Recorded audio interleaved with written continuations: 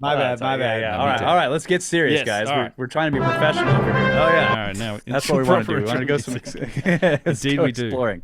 Yeah. Yes. So, I did want to chat with you guys just because we've had this tour out and open for supporters, and we've been working hard on getting it together. Yep. And we have had it available for patrons and supporters of our channels, but we figured we'd take the professionals. Yeah, I know. We figured we'd take the old restrictions off it and make it public and sort of go through it and chat about it a little bit for everybody here that's interested in going to Egypt. Plus, maybe talk a little bit about the Cosmic Summit, which is coming up this weekend. Looking forward to Yes, that. it is. Yes. Yeah. So let's see. What's the schedule? Like real quick on the Cosmic Summit. Are you going before me on the presentations? I or am. I I'm after you? I'm the day before you. Oh, I'm okay. like, let's look at the Cosmic Summit. Knock it out in the first day. Yeah, I told George like we should be back to back, but he's kind of split us all up, and We could move it. You're sort of bunched in with all the scientists, and I know. I'm like, I should not be here. I looked at that schedule. I was like, why am I in this spot, See if you can George? do some swapsies. Yeah, no. You picked now to have an issue with this. I just saw it. Yeah. I'm like, okay, at least it's not 8 a.m, but Cosmic Summit's going to be great. it's gonna be awesome. We've been in multiple meetings with these speakers, and like they're. I'm really looking forward to the scientists coming. Yeah. Just because I haven't seen those presentations. It's going to be great to see what these guys are, what they're working on right now, and yeah, I'm very excited about that for sure. And I think just generally, it's a genius idea to get these two groups together, and I'm very pleased that these scientists are willing to come to a conference like this with you know, a bunch of laymen. Yeah, it is good. And they're not shying away Well, from Ben it. is actually. I know he's an actual scientist. I am an Yes. actual Yeah. scientist. That's right. Yes, that's right. Yes. Yeah. I'm a scientist. But there's but still, these scientists are coming, including Ben, Yep. to hang out with a bunch of laymen. Right. Yes. Yes. Indeed. So that's great. I'm just really, I think it's going to be a really cool thing, and I'm hoping that it will continue and grow and become better and better every year. Yeah, dude. Well said. Me too. In fact, it's a super encouraging thing for me too. And I'm completely in the speculators camp, as George liked to put it. It's scientists and speculators. Obviously, I'm clearly in one camp, but yeah, that's for me. I'm super interested in hearing from these guys and actually talking to them. Like we people that don't know, we have some like genuinely super high very qualified, credentialed people like Andrew Moore, published Dr. Andrew Moore. I mean, he's been the president of the American Archaeological Society for decades. You've got these guys that have been running digs in places like Abu Huraira, also Tel El Hammam, which I'm super interested in. Tel El Hammam's the biblical Sodom and Gomorrah story. That's birthplace of agriculture, pretty much too. Yeah. Well, Abu Birthplace of Huraira is agriculture. Abu Huraira. Abu Huraira, Yeah, Abu. That's bang on. Oh yeah, Tel El Hammam is that's right. That's the 2000 BC or 4000. It's somewhere around the Old Testament, basically. Yeah. And it literally lines up almost blow for blow with the Old Testament Sodom and Gomorrah story. Yeah. Yeah. It has impact proxies. Yeah, it does. Well, it was an airburst. It wasn't. It's Yeah. not Younger Dryas, but it's like that whole idea of God raining down sort of fire and brimstone from the sky. There's evidence for a cosmic airburst there, and it literally salted the earth and made it uninhabitable, and you couldn't grow food, which is exactly the story. Pillars of ash and shit.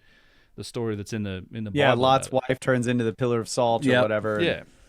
And it's weird because in that story, in the ancient text story, there is forewarning. Somebody shows up and says, "Hey, this is about to happen." So that just gives you Not an only interesting that, hint. but somebody has a fight with God over how many people this thing is going to kill. First off. that's right. Like Yeah.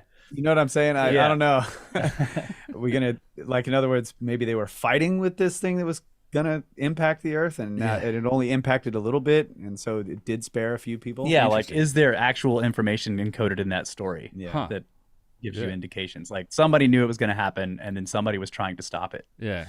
Maybe And I then don't know. they Yeah. Anyway, I don't want to get way off on a Big time tangent. speculation. Yeah. we can dive. Let's talk about Tell Al Muhammad for 3 hours. Yeah. Well, yeah. So it's just that's the best thing about it. I mean, yeah, and Abu Huraira was one of the early sites that got correlated to the Younger Dryas. I mean, it's bang on 12,800 years old. With evidence of like massive melting and stuff. It's one of the early papers. And Andrew Moore, he wasn't looking for that evidence, but they went back and found it. Like they literally did this dig 20, 30 years ago or something. And they kept their materials, and then once the Younger Dryas stuff came out and it started being published, they went back to their samples and looked, and sure enough, that's what they found. These these impact proxies, all of this stuff in there. It's just an amazing story. So having these guys here is great, and I think it helps to legitimize the approach that challenging mainstream history and our role on the planet. So yeah, it'd be cool. I am showing the program on my screen right here. So yeah, I'm at 1:45 p.m. on the Saturday, and Russ, you are 11:15 to 12 on Sunday. Yeah. I am going to line you up. I'm going to toss a ball in the air for you to hit. Excellent. With my presentation, so Nice. there'll definitely be a Excellent, reference to it in mine. Good, yeah. And I plan to refer back to yours too, because when I get to the end, I'm basically saying, we're looking at all this because now, based on this evidence that Ben is doing with Alex and so on and so forth, like maybe we could take a second look, because now we have really good evidence of high technology in ancient times. Yeah. So yeah, Indeed. it's going to be great. And I saw somebody in the chats asked you, Ben, if you were going to put your presentation on YouTube. I don't know if you're going to do that, but we are planning to do that with mine. Oh, I am definitely. So the idea is, I think I think George said we do get copies of our presentations at least, and yeah, I would like to upload it to my channel. Afterwards for sure. And it's you and I both suffer from like being forced to cut the damn thing down to fit the schedule of the conference. And I know you've already done an unfinished presentation on your channel. But I do intend afterwards to do also like a longer version of what would be my full presentation that gets into some more detail that I won't be able to get into in an hour at the conference. But yeah, man, I'm looking forward to the production value. I know Kyle's working on the production side of the conference, and it's George has put a lot of resources and investment into it. We got a great team. Yeah, I think it's going to be great. I think it's going to be stellar. Yeah, and you're right. We did a version of the unfinished presentation a while back on our show, and it was a 2 hour and 20-minute episode or whatever. But tonight, after we're done talking to you, we're going to deliver the version I'm going to give at the summit on our podcast. So we're just going to do it in studio. Yeah. Good. Yeah, that's kind of the thing I want to do as well. Spicy Tillis, I guess us poor people don't get to see any of this. No, in fact, you can get the live stream to it if you'd like. There's the tickets there are. If you want to go in person, I think it's a $400 or $500 ticket in person. But if you're looking to see this whole content over 2 days, there is a live stream. The thing will be live streamed. You can replay you don't have to watch it live. Once you buy it, it's there forever to watch. And there will be interaction if you are watching live. I know that there's a lot of plans being made around engaging with people that are watching through the live stream. Make sure that questions are getting put forward and answered. I know Johanna and people are working on. That's going to be fun. Covering the social angle of what's going on in the chat room, essentially, for people watching. But yeah, man, if you want to get a live stream, you can get it at. I know the Snake Bros have a link. I have a link. For me, it's howtube.com/unchartedx. I think it's $50 for the live stream. Yep. And you guys are what? howtube.com/Brothers of the Serpent, I imagine. That's right. Yep. That's it. And either of us, either way you go, we get a small cut of the live stream sales. So it's a good way to also help out the channel. So. Yeah, well, this is going out on Ben's Twitch, so you should definitely buy our version to support us. Yeah, pretty much. Yeah. Either way, I'd be happy. Yeah. Either way. Yeah, it doesn't bother Anybody me. who supports us, it'll be awesome. So yeah, it's going to be great. But let's go back to Egypt. This is what we're here to talk about. Hell man. yes, it is. We are opening registration for the 2024 Egypt trip to the public, to everyone.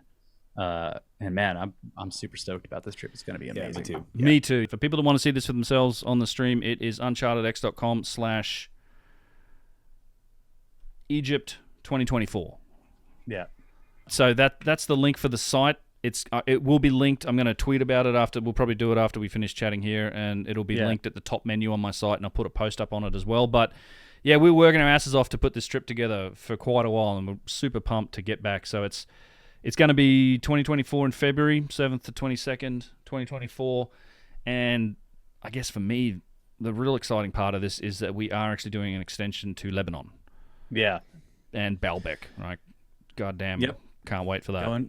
Going to see Baalbek. Yes. Yeah, Baalbek's going to be really cool. So if you go to the website and we can see this, there's a bunch of details. We're going to run through the itinerary, I think, at least here. It's in general, though, I mean, we try to do these tours. I mean, I know for me, at least, my philosophy in trying to build the itinerary for these tours, I consider it kind of like a bucket list item for a lot of people. So we do try to build it around it being a special experience. And, you know, for me, I like to, it's a dual purpose thing, right? I've grown to really enjoy showing people these sites, but it's the special permissions and the special access that we arrange on these tours that makes it really worthwhile, at least for me, because that gives us access to normally closed off areas where we can film and do research and actually look at stuff up close. And that's an experience everybody gets to share. Yeah. So I typically, we try and build the itineraries around those special permissions. And on this trip, you know, it's 16 days, which is longer than I think a lot of the other trips by a couple of days. And we have, at this point, 7 special permission visits into normally closed off areas. So it's going to be a lot of fun. Yeah, it's gonna be amazing. Yeah. And of course, like all the best accommodations, like God, the hotels are amazing. Yeah. And then we have the Commit School and Select Egypt. These people around us, they're professionals, and it's they just make everything go smoothly. Any problems, any questions you have, they handle it. Yeah. You know, they're on top of it. And of course, having Yusuf with you every day. Yusuf is so knowledgeable and also hilarious, fun to hang out with. Just, you know, it's just fantastic. And then the kind of people that show up on the tour who are all interested in this stuff, every discussion is fascinating. It's absolutely amazing. So yeah, it's, you know, Yusuf's a superstar. He's just, I wouldn't, and you're absolutely right about the logistics too. It's like, I feel really lucky to have found these people to work with in Egypt. Like, it's not just Yusuf, but it's the people doing the logistics, Mo Taha, Select Egypt, the guys that arrange this stuff, man. They really do go above and beyond for everybody on these trips. We've seen it a bunch of times. And their motivations are very much around making sure people go away with a very positive experience from Egypt. And it's, I just love working with them. They make everything smooth for everybody. And it is They have the gift of hospitality. Yes. I mean, it's just, They they really make you do. feel so welcome. It's just wonderful. It's great. So people are asking questions. Can you put a deposit down? Yes, that's. Yep. I mean, like, we're opening it up so you can go. Like, once you get the link from Ben's website, That's right here. it'll take you over, and you can pay a deposit, and then the Commit School will notify you as, you know, what's owed further. And then people are asking, how many spots are there? What are we looking at? 50 max? It's like, I think between 40 and 60. So I think two buses, and we don't want to go much beyond, I think, 60. We've done. Right. I think the last trip we had 5 hosts, and I think there was like 63 or 4 or something like that, and it worked out amazingly well. So we do have radio. So one thing we're doing on all the tours now is we have little radios. So there's a couple speaker radios. Yusuf's got one. You know, it's Russ and Kyle have one. I've got one. Yeah. And our tour guides, like the actual Egyptologists, we have to have these tour guides with us. We use really good guys too that are used to working with Yusuf, let's say, and understanding that there might be some other perspectives coming from these people and people on the trip. They're very good guys, but they it's always nice to also hear about, you know, the dynastic Egyptian side of things. So everyone has a radio. So it worked out amazingly well on the last trip. We had a pretty big group, as you can see the picture here. This was our group, and it was probably 60, 65 people, and it was amazing. So that's the ballpark area. I imagine between 40 and 60 is going to be the number. And you mentioned something earlier too, which is something I've seen happen on all of the tours. Really, is this fact that everybody that comes, it's like a self-selecting group of interesting people. Yes, like, that's right. You're already down a rabbit hole if you're getting this information from you guys or from me. And in a lot of cases, I hear this all the time. People don't have people in their lives that are particularly interested in these topics, so they're you know, finding an outlet, and then you go on this tour, and all of a sudden, every person that's there with you is is interested in having those discussions, that they're knowledgeable on these topics. We learn tons from people that come along. We get some amazingly just bright, intelligent people that know so much about so many different topics, and it's just like everybody can learn from everybody else. It's one of the things Yusuf actually says. It's like we're not there to like just tell you how it is. It's like if you've got something to say about the sites, then share it, and we learn from everybody on these tours. It's like this group effort to kind of dig into these sites, and it's provided tons of benefits in the past. I mean, you guys know who I'm talking about. There's a few guys that just you come away with just from meeting on these tours, and our minds are blown because they have these perspectives on things, which are amazing. So yeah, and it's so people are asking, well, how much does it cost? So the price is right there on the poster. On the poster, yep. Egypt has. I mean, I'll say this too about price. Egypt has been hit with inflation pretty hard. This is. So for the Egypt tour, it's $7,800. We are doing an early bird discount up until I think September 1st of $100 off that, and that's all inclusive, right? That's it's you land in Cairo. It's all of it. It's all detailed on the itinerary. It's all the meals pretty much, not all the dinners, but we'll talk about that. We do a very late lunch most days, which is enough for most people. Yeah. But you get a huge, amazing breakfast. One of the things and then you get like a good lunch, and then often lunch is so late that then when you get back to chill, you want to drink some beer, you want a snack, you don't really need dinner. Yeah. We'll talk about how the days typically run when we get down to it. But yeah, it's $7,800 for the Egypt tour, and then $1,450 for that's the single supplement for a single room, and then it's $19.95 for the 5-day Lebanon extension, which we'll get through the details on that. And that also has an early bird discount to September 1st of $95 off, so $1,900. Yeah, if people register before that. Garbled audio. Whose audio? Or Snake Bros audio? That was our audio coming in bad. Uh-oh. Is it better now? Chat. Check 1 2. It says Ben needs to sort out your buffer. Check the mic. My buffer's all mic. right. The buffer has recovered. That's all right. Okay. But yeah, it is what it is, and it's like I said, 16-day tour with 7 special permissions, and I did, we worked our best to figure out where this lands, right, and I think it's absolutely still the best value tour out there when you look at this at competitive tours. That's pretty much all I'd say about it. But and I also don't think you'll find the experience that you get on these tours anywhere else. It's just, we worked real hard to make this just a smooth itinerary, and it's not super packed. That's a bad thing if you just are charging around from site to site and not giving people time. There's time to relax. We've arranged some of our flights to cut off some of the long drives. Yeah. Like a 4-hour drive we're cutting out because of the way we've structured our flights, and then it also includes like the 4-night Nile cruise, which is pretty much my favorite part of the trip. Yeah. the boat's pretty special, so. Yeah, the boat is amazing. Yeah. So. And yes, there is beer. People are asking, is there beer? There is. Are you kidding me? Lots of beer. Yes. Hey, there's never not if beer. I'm there, there's beer. Yeah, Carl's in charge of the beer. Although last time I was in charge of the bloody beer, it was you were. We're not doing that again. I was in charge. He was in charge. Ben was doing the work. Well, what we figured out was that Kyle's in charge until decisions have to be made. And then Ben's back in charge. Then it's like, oh, Ben, you take over. Figure this out for me, will you? Yeah. Yes, there's beer. The hotel. That's a big joke. Yeah. All the hotels do so beer. I mean, and the boat does. But what we'd like to do, again, is not... You tend to pay... Probably American prices would be the best description for it with beers at the hotel. Yeah. So we do quietly arrange access for people to buy the discount sort of beer. I mean, the more Egyptian prices of beers and liquor and wine on this tour. Yeah. And in fact, we're building that one in. Just given our audience and the needs of past tours, we're building that into this tour. Like we're going to take, we're going to give everyone a chance to go to. We're going to take everybody to a place, and you can buy what you need. And because last time I got to tell you, we took orders, and then we had a guy deliver it in a station wagon to the boat that we then had to smuggle onto the boat because we didn't want the boat people to know that we were bringing all the beers on board because they want to sell us the beers. Yeah, and literally almost filled my room up. It was just Yeah. entire. It was like a It was pyramid. beautiful sight. Pyramid of beers and wine and booze and stuff. So The fourth pyramid it was the fourth pyramid. Like the boat started to tilt. of beer carre.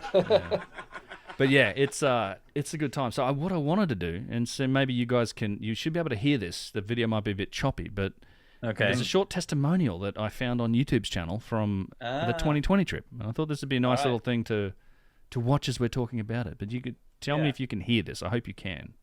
All right. Hello. Did you have a good tour? I had an amazing tour. What do you think of Egypt? I love it. Johanna? Like 10 out of 10. Yeah. Amazing time. Just That's what really, I said. Different really, word. really one of the coolest places I've ever been in my life. I mean, the people are great. I mean, everyone makes you feel right at home. The tour was amazing. I've seen things that I never thought I'd see in my entire life. I've seen videos of it, and there's no video that does the service for what you showed us out there. The amount of history and knowledge that you shared with us on this tour was just absolutely amazing. It'll be something I remember the rest of my life. Thank you. It was amazing. If you don't come to Egypt, you'll never really understand how incredible it was. Like, 'cause I didn't even understand until I was walking around the pyramid and seeing all the summers. Yeah, it's incredible. I know you've been to Egypt several times. Yeah, but this is the best trip ever, and I go with everything Doug said. I just have to add one thing, that you are the best guide I have ever had in any country in the world, and I've been like all over the Roman Empire, all over Asia, all over. You're the best guide I have ever had. Thank you. Thank you. This was so amazing, and I want to come back again. Yosef, I'm gonna call you up. This was the most memorable time. Yusuf just made everything so easy to understand. The things that are impossible to understand. Show you things that you won't believe. Yes. And quail. And quail. Quail. Yeah, I think we were eating pigeons and quails. Yeah. So you had a good time in the tour? Epic. Did you feel safe in Egypt? Of course. I came here to see the greatest buildings on Earth, and I found the greatest lands. Yeah. Yeah, that's great. That was pretty cool. What was that at the Pyramids restaurant? Was that? That was at the, you recognize the restaurant? Yeah. Yep, Pyramids restaurant, yeah, bro. that's yeah. We'll be yeah. Were we going to be there several times? Yes, we will eat at the Pyramids restaurant. Fantastic restaurant, actually. It's in Nazlet El Samam, which is the name of the village that sits right next to the Sphinx and Giza. It's where Yusuf's shop is. It's kind of his local haunt. Everybody, we go in there. Everybody knows Yusuf. He's the man. He runs that place. It feels like, and yeah. the restaurant's fantastic. We'll eat there. Usually eat there a few times. It's yeah, the food's great, and yeah, because it's run by Yusuf's cousins. Pretty much. Something. That's what he says. Everyone. Yes. Everyone is his cousin. Everyone is his cousin. This is true. So yeah, and I thought on this tour, like for this webpage, I spent a bunch of time building it. Actually, we went back and I found and we dug up a couple testimonials. So there's obviously that video, but I've listed actually a few testimonials here from people that have been on the tours. If people are looking for some references, Doobie Bro in Nick is here. He threw one in, but there's a bunch of them listed on the website. But what I thought we might do is just sort of quickly go through the itinerary. Yeah, talk about how it's going to work for people. This would be a good reference for people that are looking at coming and sort of understanding what's part of a tour like this in terms of how we run it and how it's going to go, what to expect. But the first day is arrival day. It's the first, I guess, February 7th is the arrival day. We kick that off with like a meeting, just like a group meeting around 5 o'clock or thereabouts, where we get together, introduce everyone, talk about logistics, kind of sets expectations, and sort of be on time on the bus kind of talk. But I do want to mention that the place we're staying at in Cairo is the place we stayed at on the last couple tours. It's the Grand Hyatt. Yeah. Just in a Hyatt Regency, that's in Cairo West. It's near the pyramids. It's probably like a half-hour drive to get to the pyramids. Can you scroll in and make the words bigger? I can. Here we go. No issue. But it's just a fantastic hotel. I don't know. I've stayed at the Mina House before, which is, it's the one that's right up at the edge, like it's right next to the Great Pyramid. It's the closest building to it. It's the big premium hotel in Egypt. It's, super expensive, like $500 a night now. And I tell you what, I've stayed there. The food and the rooms and everything, the Hyatt's better. Like the breakfast is just, it's outstanding. Like I don't know, it's just it is super nice hotel. It is. It's ridiculous. That breakfast, you just keep going. Like Yeah. you walk past Multiple this rooms. giant bar, and you're like, "Wow, that's a nice breakfast." And then Fountains you of look, and honey and there's another chocolate. room with an even bigger one. Yeah, the like chocolate holy crap. fountains. Yeah, it's incredible. Every morning, Every fresh.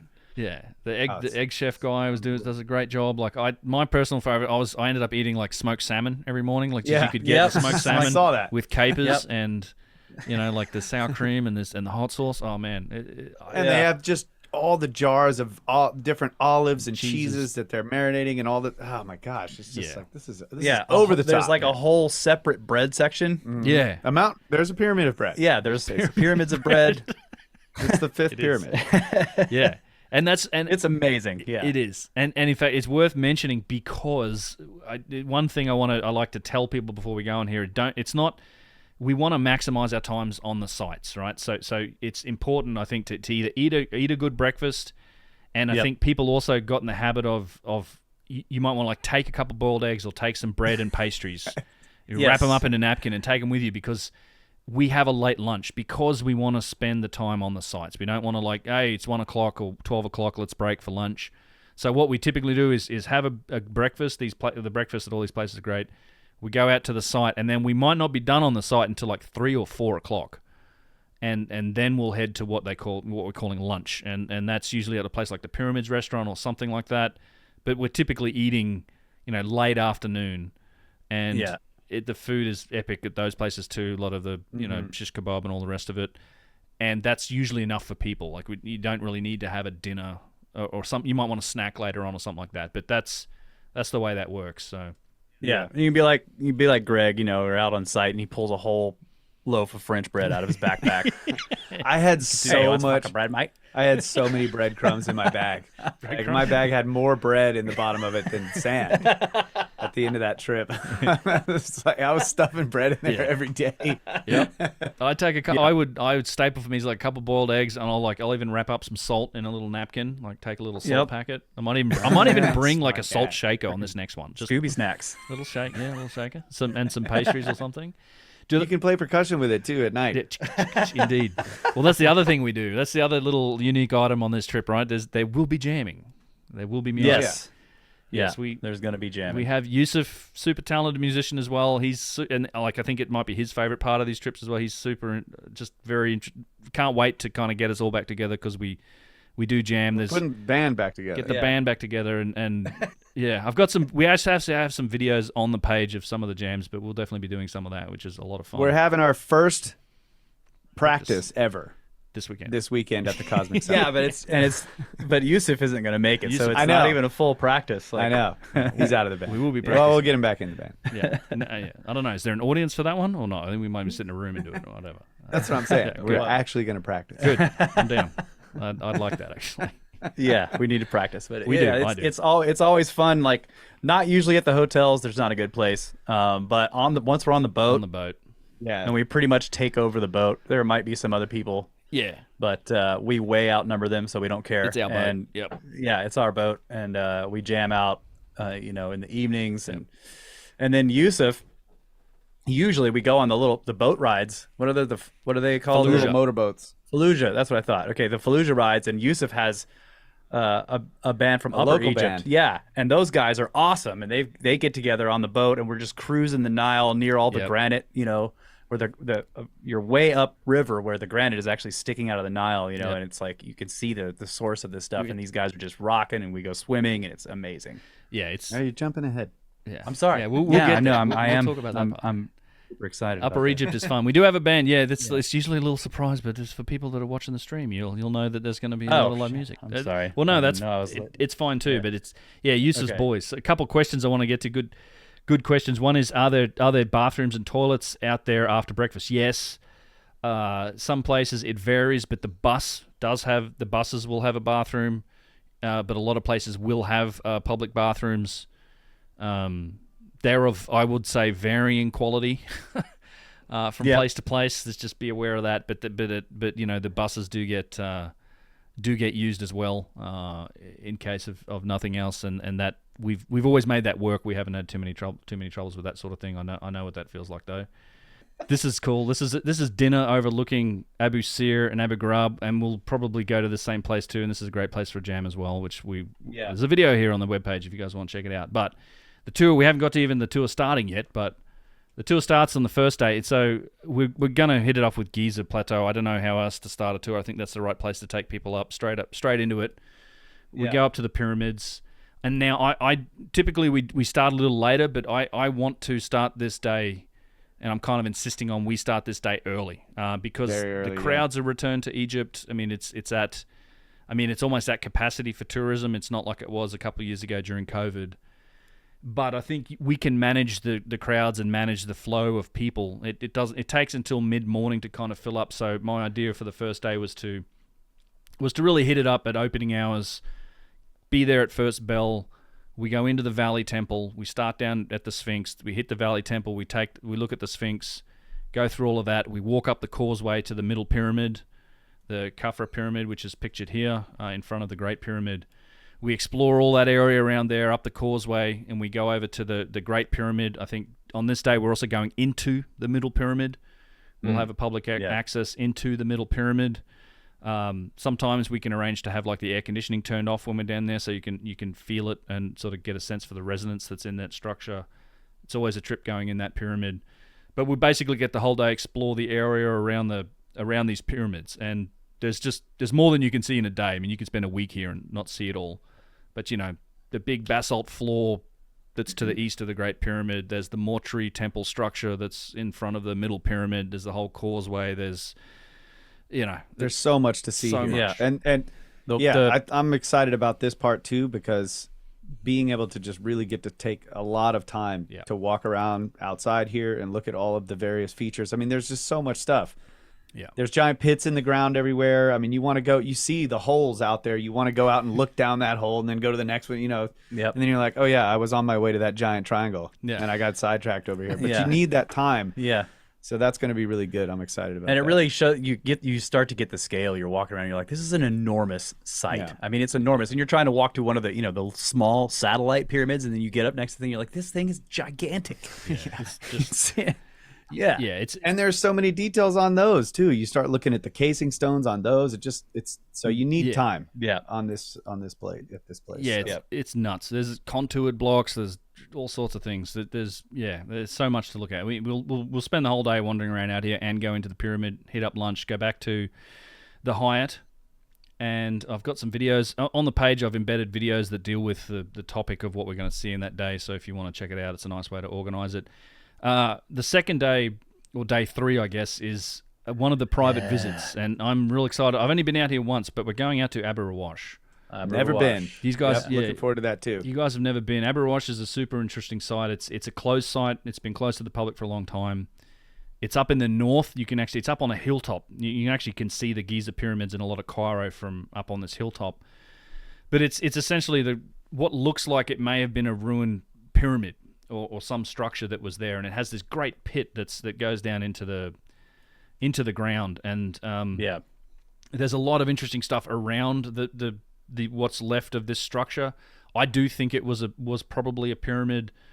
In fact, there's huge berms of chips and limestone quarrying, like just refuse from the quarry and the rubble, rubble that happened here. Massive berms of it. Which means piles of tailings. This is going to be great too, because it's just one more, piece of the puzzle of it's like, one of the contraptions taken apart, so you get to look at the inside and see how and maybe glean some construction methods and other things from this site. Yeah, there's tons of it, and there's lots of granite laying around too. Like it was either cased in granite or there was a lot of granite around it.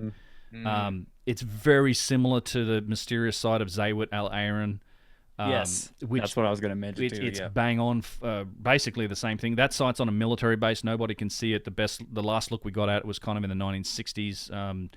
it was used as a movie set, but since then Movie set. Yeah. yeah, it's been on a military base, but it's basically just like this. It has more of the granite casing stones at the bottom. Aberrawash doesn't have those. There is granite down at the bottom here, and then it also has one of the most interesting sort of single examples of machining that I've ever seen, which is this incredible granite block that's been kind of cut with a circular saw in 2 different axes. And I have it's not this one, but it's talked about in this video that I have here. So that's at Aberrawash, and we're going to get the chance to go and look at that thing. All right. And scan it and do all the rest of that fun stuff with it. So, and then the next day, which will be familiar to the people in my chat because we've been going through the Serapeum the last stream or so, we're going to Saqqara. So this is always a huge day. Like, favorite site. I mean, Serapeum is my favorite site, but it's only one of the things we're doing on this day. So Saqqara is huge. It's a giant necropolis, kind of like Giza is. The pyramids aren't as big, but there's so many interesting things here. Obviously, the Serapeum is one of them. We would never do a tour without hitting the Serapeum. We're doing that. We're going to go into probably the Causeway, the Winis Pyramid, which is where all the pyramid texts are. And we're going to do another we're doing another special thing on this day. We're doing our private visit to below the Step Pyramid, which is just an amazing adventure. You get down right into the guts of the labyrinth that sort of sits down beneath the floor, underneath the Step Pyramid, 150 feet down, with all these catacombs and chambers and the remnants of, the 50,000 stone vases that they found down there. And the other thing that's just awesome about that part right there is the freedom that you have. I mean, it's surprising. You think of, we're going to be led down there by a tour guide, and it's basically like go in and you go, and there's just tunnels going in all these different directions. You can just go. You can explore. Yep. You can take your time down there, and you're not being like shuffled along in a group and just only. Well, and I think that's part of the special deal with these tours we're doing. That's what I'm saying. Yeah. I'm just telling you, it's a lot of freedom to really just pursue your interests and get to look at the things you want to look at and not be crowded. And it's awesome. It's just unbelievable. Yeah. We'll have 2 hours, so it's plenty of time to explore, and you never know what corridors or chambers might get open for us, so that is a part of the surprises with connections and the people we have. So this is a super special thing to do.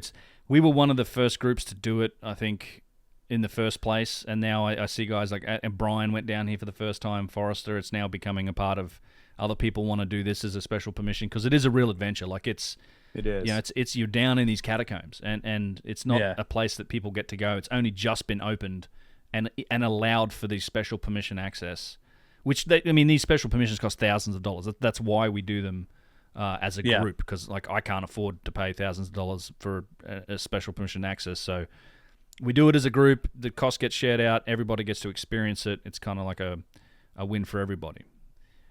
So and we've got plenty of videos that dig into the Serapeum, plus Russ here in my thumbnail for the footage below the Step Pyramid. Star of the show there. Look at that. Look at that, standing straight up. That guy looks like he's in charge. Yeah. And the amazing thing about down here is that there are literally fragments of vases laying around that we'll get to look at and touch. So real quick, this is a bit of a tangent, but the T-shirt I'm wearing there's a funny story about this. That's the shirt for a winery that is nearby because Kyle and I, if people don't, Kyle and I don't, we're in the winery business here, and somebody was watching Ben's videos and then goes to the guy who owns that winery. He's like, the guy. He's like, it's his buddy. Yeah, he's like, how do you fucking know these people? Because I'm wearing his shirt, right? He's like, I see your shirt in this guy's video. Nice. Yeah, so nice. It gets around to us. It's hilarious. Yes. So choose your shirts wisely. Yeah, that's choose another your rule. shirts wisely. Yeah. I had They're going to be in Ben's videos. I had a guy on one of my tours wear a shirt for like some sort of car modification channel, and it showed up in the video, and eventually got back to the guy who ran that channel. Had like 500,000 subs or something, and it got talked about on his channel, and then I got linked to it, and I'm like, oh shit, okay, nice. Oh, nice. These things happen. Yeah. If you wear please wear other people's YouTube channel shirts. A disclaimer, people, you may end up in YouTube videos if you come on these tours. That's right. It will You're happen. Gonna end up. It will. Just that's part of the deal. So the next day after Saqqara, we are flying to Abydos, but we will be going to a museum I'm very, very hopeful and, God, I want to say relatively confident that the Grand Egyptian Museum, the new museum, will be open. Yeah. It's supposed to open this year. Which is what they've They've said for the said past last 3 years. They've said that every year. I have heard that some people have gone in and seen some things. People have. So It's $1,000 a ticket for about I think it's like a fifth of the museum that they're letting them see. So it's a bit steep at this point. But they're supposed to be opening towards the end of this year, and I have it on reliable information that the hotels are preparing for that. So maybe it's a bit more serious. We'll see. But if that's open, we'll go there. If not, we will also go. Maybe we'll get a chance later on to go here as well. But the Cairo Museum, it's fantastic. Like, it's literally, it is the greatest Egyptology museum in the world. It's the one that's been there for more than 100 years now, and it's. I never get tired of going there. It's full of amazing examples of machining and all sorts of stuff. So we're going to hit one of those museums, and maybe if we don't get to go to the Cairo Museum because we go to the GEM, the Grand Egyptian Museum, we may get the chance to come back here later. We'll see how we go. We have a little bit of time that we might be able to organise it. We'll see. But other than that, we're off to the airport. We're flying to Abydos. Normally you'd fly to Luxor, but we're flying direct to Abydos because it cuts out a 4-hour drive because we're staying basically right next door to the Assyrian in the House of Life. We're staying at the House of Life, which is in Abydos, and that'll help. That'll basically cuts one of these long drives from Luxor out, because the next day we are going to the Temple of Seti I and another special permission going down into the Assyrian, which I know is one of your guys' favorite sites as well as mine. Yes. And I have to say, the Temple of Seti is amazing dynastic work. I mean, you walk through there and you're in awe. It's in very good shape compared to a lot of the dynastic temples. Like, most of its roof is still there. It's a fully enclosed. Yep. It's very beautiful. So it has it is all these chapels dedicated to the different deities. Yeah. It has some very good evidence for the overwriting of glyphs that happen. So it's one of those things I talk about in videos, but it's like glyphs get overwritten over time. Like, a new ruler comes in and replaces the old guy, and there's some really good examples of that in the Temple of Seti I. You can kind of see it up the back of the Assyrian in this image. But the Assyrian's kind of the main attraction as well. Like, we 2 hours, nobody's allowed to go down in here again. It's a special permission access, but we'll get to explore the whole structure for a couple of hours. It's just mind blowing. The scale, it's tough to describe it until you go down in these like 70, 80 ton granite blocks in the middle. It's quartzite all around it, and it's a special place. And you get a sense immediately that it's clearly not the same thing as the Temple of Seti I, even though the standard model attributes it to Seti I. Yeah, this is a whole different ballpark. Like, it's at a lower level. It's massively megalithic. The temple literally takes a left turn to avoid it. Like, it's almost as if they were building it and they found it, and then they had to build around it. But it's a remarkable site. And again, I've got a couple hours of live stream content diving into the Assyrian here. The next day we drive back to Luxor, and then we go back to Dendera the next day, which is the Temple of Hathor.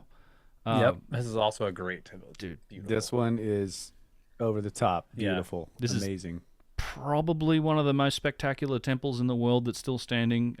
You can see the color on this. They've done a fantastic job, like, cleaning off. It used to be covered like black ceilings from the soot from campfires because people would live in here. It's interesting because the famous zodiac in one of the upper chambers is actually the original is in in the London? I think it's in the Louvre. I think so. Is it in the Louvre? It's either in. It might be in London. Well, anyway, it's not in Egypt, but they made a replica and put it on the ceiling in there. And now when you go in there, it's pitch black because they made it to match, so that you can actually see. They can't clean that off. You can't clean it because it's made to look that way. Yeah. It's not actually soot. So you see like the quality, how dark, that because they were matching the original ceiling. So it's amazing to see the contrast. I think there's a section in here where they deliberately left a stripe of the soot on the roof, where you can see how dark it was too. But yeah, this has celestial observations. Randall Carlson, every time we go here, is like, get some footage of this and that, because it has the zodiac. it shows a number of different really interesting interpretations of sort of legends that were told in dynastic Egypt, and we'll get into all of those. It's also just straight up spectacular.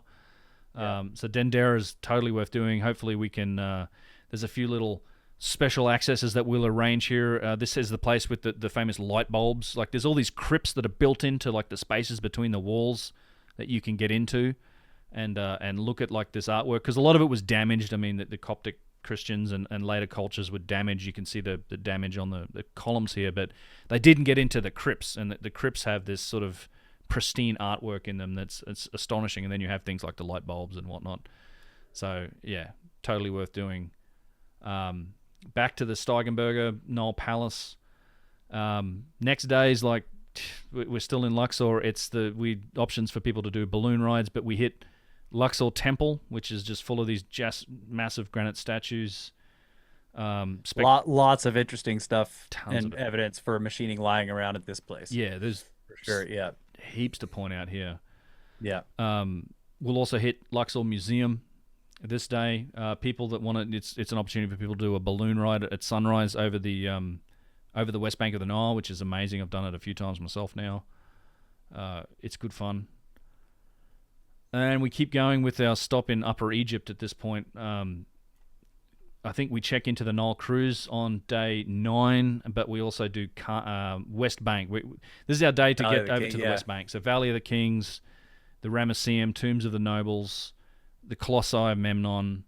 So Tombs of the Nobles is a new one for us. We haven't been there yet, but this is a new one that's been added, right? We're going to get up there, maybe see the famous, there's like what is it, the vineyard, the grapes? Yep. Yeah. That's in there. Carved into so I'm excited to see that. Tombs of the Nobles has a couple of interesting scenes on the walls too. There's one showing the process of them building pyramids, but it's the mud brick pyramids. It's literally the process of them making mud bricks and stacking them up. And it shows a bit more of everyday life. Like there's a vizier's tomb there that shows like they're bringing all there's these elephants and all these animals from Africa that they're bringing up, and it's sort of shown. There's stuff that could be interpreted as giants as well as part of it. It's a really interesting stop. Obviously, the Valley of the Kings is amazing. Like that's a whole experience we wouldn't want to miss. And for me, I like the Ramesseum because it has this remnant of this goddamn 1,000-ton plus granite statue, single piece granite statue. It's probably the best remnant of one of these giant statues laying around, and we get to check it out. It's fun. The West Bank's, you could spend a few days there, but we've got a day over there, and then after that we check into the boat. And so after this will be the next sort of 4 nights we'll be on the boat. Starting with Karnak, we go to Karnak and then sail after that. But oh man, Karnak Temple. I love this picture, you guys. Karnak. Yeah. What is this thing? So how did they do this? Yeah, Karnak's like again one of those places that you could spend a week at, but it's it's the biggest ancient temple sort of complex that's still standing in the world. It's massive. There's evidence for more of these 1,000-ton granite statues here. It's full of evidence for ancient high technology. Yeah, we're dedicating the whole day to Karnak. This will be a fun one. It has it has the biggest standing obelisk that's still in Egypt. And there's endless stuff to talk about. We could spend 3 hours talking about Karnak. We probably have. Yeah, yeah. And then we're on the Nile cruise having fun. Like we basically spend the afternoon sailing and we're on our way. And then this is like a fun day because we're sailing between Luxor and Aswan. We stop early morning at Edfu Temple. Before breakfast, we go and check out the Temple of Horus at Edfu. This is an amazing dynastic structure. Yes. Just covered in glyphs. It's this beautiful temple. There's a couple of granite statues of Horus out the front. And then for me, the fun part is we get back on the boat and we get to basically spend the whole day sailing and just chill out on the boat. There'll be plenty of opportunity for people to relax and enjoy the boat because in the late afternoon we stop at Komombo, which is another temple on the way to Edfu that's dedicated to, I think, Sobek, the crocodile god, as well as Horus. Yeah.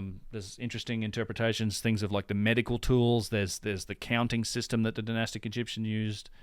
There's a lot of just very cool dynastic structures. And then we dock in Aswan overnight, and then we go to all of the Aswan sites. So the next day is pretty much Elephantine Island for most people, which is again one of my favorite sites. I've got some videos about the boxes. This is a site that's been around since the Old Kingdom and probably likely long time before. It was home to the Holy Grail, or the Ark of the Covenant. Yep. For some time.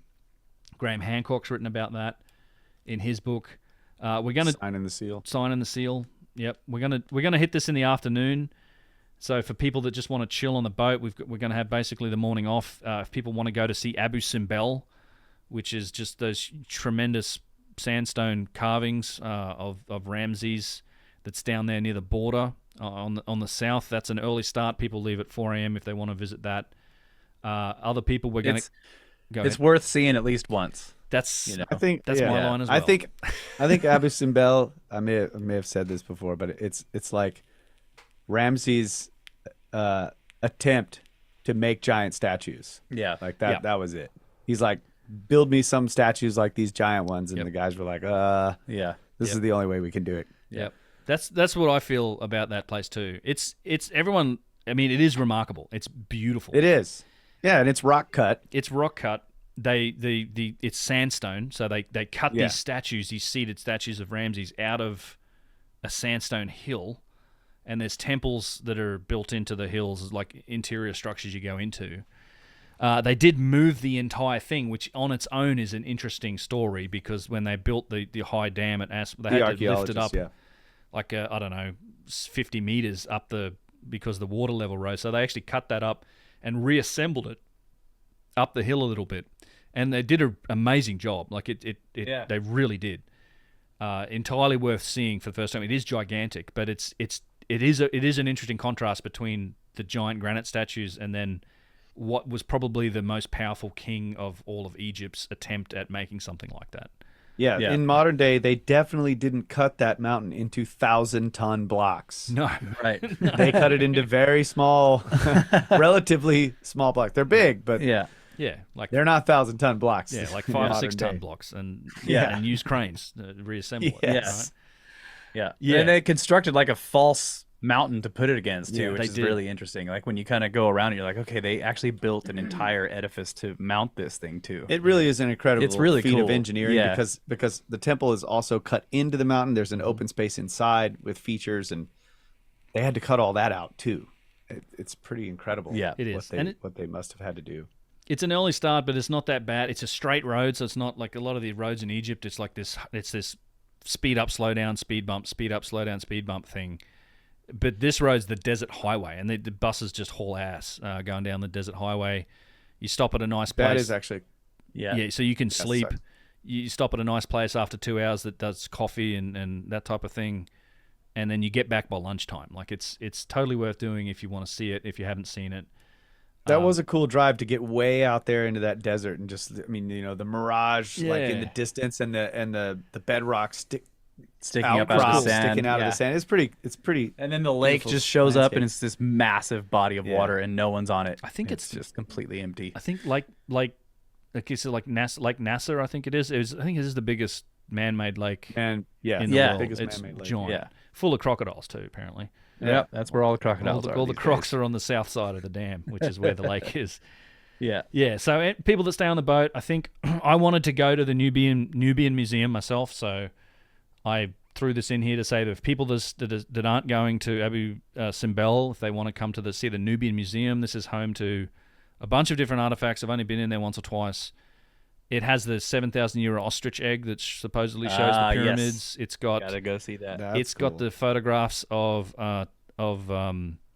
what's that place? The place over Toshka, which is the 14,500-year-old site that had the stone vases in it. Oh yeah, that's all in the Nubian Museum.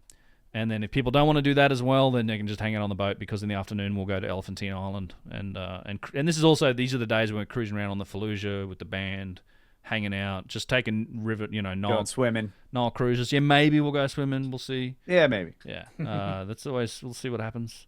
Yeah.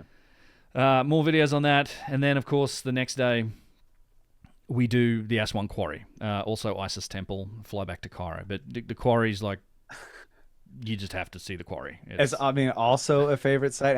Yeah, I know. Yeah, they're all kind awesome. of favorites. It's tough. This place Yeah. is just, I don't know. You just can't describe it. Yeah, it's awesome. Yeah, it's epic. There's so much to talk about at the quarry. I just did a whole other video on the quarry. Yeah, it's mind-boggling to see the unfinished obelisk, and then there's lots of evidence for how they quarried stuff. There's lots of aspects to talk about, which we will do. We'll have plenty of time to explore the quarry. We're also going to the Temple of Isis on Philae Island. It's another temple they moved because of the water level, but it's also a really cool structure and site. It's like an island in the middle of the river at Aswan. And then we get on our flight. We take an evening flight back to Cairo. We're not done yet. Day 14. That guy in the picture is now a fugitive, folks. This guy? Yeah. So is he a Belgian fugitive? Something like that? They're still looking for him. They are, indeed. So the next day after we get back to Cairo, we're off for another private visit, Abu Sir, Abu Ghraib, which is just also a really cool day. Yeah, Abu Sir, these sites have been closed to the public for more than 100 years.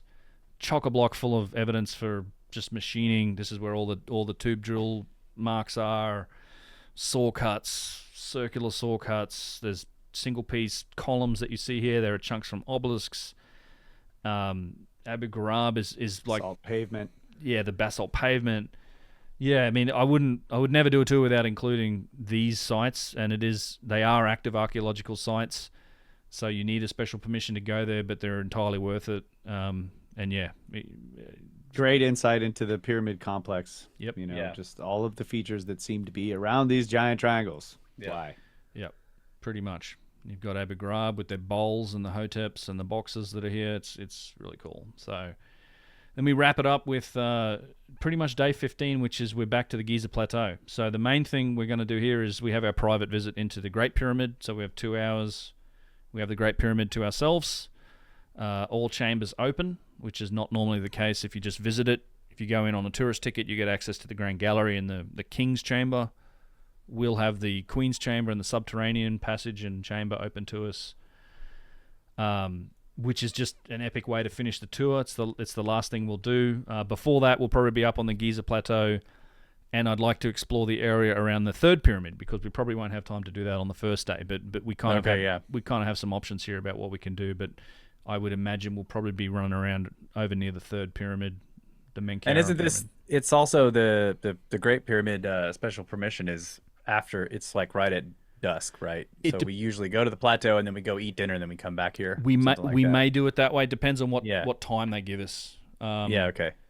So one little known fact, they're closing the Great Pyramid in July. They're shutting public access to the Great Pyramid for renovation, but it stays open for special permissions. So there is a chance that they'll give us that access during the day. So we don't know exactly what time this is going to be just yet, but we'll be there whenever. We'll make use of the day in the best way we can either way. But we'll be doing it on this day. So yeah, and that's the best way to end the tour pretty much. The Great Pyramid access. It's I wouldn't do it any other way. Yeah. Next after that, day 16, the 22nd of February, it's people that are leaving us from Egypt. It's the departure day. We go and stay over. We stay at the the Le Méridien Airport Hotel, also a stupidly nice hotel for some reason at an airport. I think last time we were in the bar till about 4 a.m. Yes. If I recall correctly. So saying goodbye took like 8 hours. Yeah, it did. People were definitely boarding their flights totally hammered. It was cool. Yeah. So there'll be a bit of that going on, but then the people that are coming to Lebanon with us will be leaving probably mid-morning to fly from Cairo to Beirut. And first day in Lebanon, we're going to we'll go to the museum. There's the Beirut Museum is very good. And I've not been to any of these sites, or I've not been to Lebanon, so I'm looking forward to all of this a lot. Yeah, we're going to learn a lot. We are going to learn a lot. So we're hitting the museum on the first day. We'll be staying in these 5-star hotels in downtown. And just sort of time permitting, we might get a bit of exploration of Beirut in as well, but we're definitely going to the museum. The next day after that, we're doing Byblos and Batroun. Batraun. I don't know much about them, but they're, these are just ancient cities. This part of the world's kind of like, the pictures I've seen reminds me a bit of some of the stuff we see in Turkey. In Turkey, that's what I thought too. Yeah, it's just that Mediterranean stonework style. Yes, yeah, beautiful sort of work stuff that's been around forever, probably built on Neolithic mounds that then gets evolved and used over time. The next 10,000 years kind of thing. We're going to a couple of different sites, but the main attraction, really, the one I want to talk about the most is Baalbek. So with day 3 in Beirut, we're going to Baalbek, and we got the whole day for Baalbek. So this is cool. Like, this is, for me, the main reason to go. That's Bacchus. Yep. That's the Temple of Bacchus. Yep. And then there's this stuff. The quarry. Yeah. The quarry. The Trillathon, the quarry. Yeah. Like, Baalbek has, it's attributed as being Roman, but it's one of those places, it's like the Romans built their temples on pedestals, which is what they did here. You can see the pedestal for Bacchus right there, right? There's a pedestal, and then there's a temple. There's another pedestal beneath this, which is the foundation of this structure, which is massively megalithic and includes things like the Trillathon, which is 3 of these 800-ton single piece stones that have been lifted up and put into place. And it would be the only Roman temple anywhere in the world that was a pedestal built upon a pedestal. Like, it's not. I think they found a foundation and they built on top of it. And some of the biggest blocks in Baalbek are actually part of like some kind of separate sort of retaining wall as well. It's just a really I've read all these descriptions, and this is how it is with these sites until you actually get there and you get your feet on the ground and you can walk around and you start to say, oh, okay, now I see. Now I see what they were talking about. Yeah. Yep. So I'm really excited we're going to have enough time, hopefully, to, Baalbek is a huge site. Yeah. The platform itself is massive. I mean, it's absolutely enormous. People have been building on it for thousands of years, up to and including the Romans and the Greeks and everything. So, and then it was used for forts, and it was used in warfare, and people were, attacking it and then taking it over and slaughtering everyone inside and then rebuilding it again and then holding the fort and then getting attacked and so on and so forth over and over and over again. So it's seen enormous amounts, and then there was earthquakes, and so you really got to get on the ground and take a look. So I'm really excited to do this, and also to get into the quarry to see the famous Stone of the South and the ones beneath it. Dan's asked, how many T-Rexes does that weigh again? Yes. Yeah. Yeah. So a lot. The Stone of the South. 432 full-grown male T-Rexes. Yeah. 432. That's the answer. That's right. 432. Yeah. Yeah, man. It's just, I can't wait. And it's at the quarry, we talked about the Stone of the South, the pregnant woman stone, whatever you want to call it. And then there's, the recent excavations here have uncovered a couple of blocks next to it that are even bigger, that they just think the Romans had no clue were even there. So I can't wait to go here. That's enough said. I think Baalbek's just like the highlight. We got one more day after that, Sidon and Tyre in Beirut, and then we do a farewell dinner. Again, more just of there's a lot. Lebanon has a lot to offer, so we're going to take the time to see it while we're there. Yeah, absolutely. Can't wait. This Crusader castles, just the markets, all that sort of stuff. If Turkey was amazing experience for us, and I suspect Beirut's going to be, and Lebanon's going to be a similar thing. And then we're out of there. And then last day is the 26th after the extension. Then we're out of there. So that's the trip. I know I probably kept you guys. Can't wait. It's perfect. Yeah. Yeah. A great way to kick it off. Yeah. So, anyone that's interested, join us. Check it out on the webpage. It's all there. I stuck the link in the chat. Other people can find it. Ben's going to put it up on his website. I'll have links to it on our website. So it's going to be awesome. unchartedx.com/Egypt 2024. I'm in charge, so if you have any questions, contact Ben. No, contact tours@unchartedx.com. We'll all get it. Just kidding. We're all getting it. Yeah. Yep, we're getting it. Yeah, all the details. We put a If bunch. you have beer questions, questions, ask Kyle. Kyle can handle those questions. Yeah. Set list questions, maybe. I don't know. Yeah, set list. Set list. No. Requests ahead of time, please. Yeah.